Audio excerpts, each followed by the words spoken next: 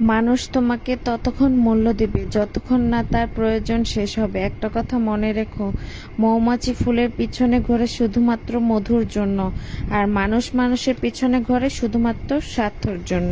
আসসালামু আলাইকুম, আপনারা সবাই কেমন আছেন? আশা করি ভালো আছেন। আমিও ভালো আছি আলহামদুলিল্লাহ। আজকে লাউ দিয়ে বানাইলো মোরে বৈরাগী, লাউ দিয়ে বানাবো আজকে ডুগডুগি।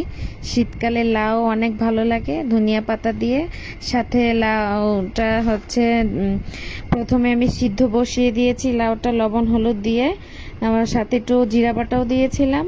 পরে ডাল মিক্স করে কতক্ষণ নেড়ে চেড়ে পরে এখানে বাগার দিয়ে দিচ্ছি।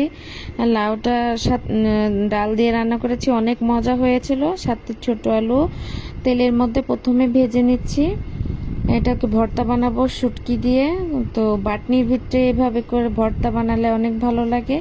লবণ দিয়ে মরিচ দিয়ে এভাবে প্রথমে ডলে নিয়ে পরে আলুটাকে এভাবে ডলে ম্যাশ করে নিতে হবে যতক্ষণ না পেঁয়াজগুলো সুন্দরভাবে এভাবে ডলা হচ্ছে ততক্ষণ এভাবে ডলতে হবে।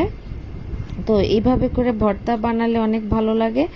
1 থেকে 2 প্লেট তো ভাত খাওয়া যায়।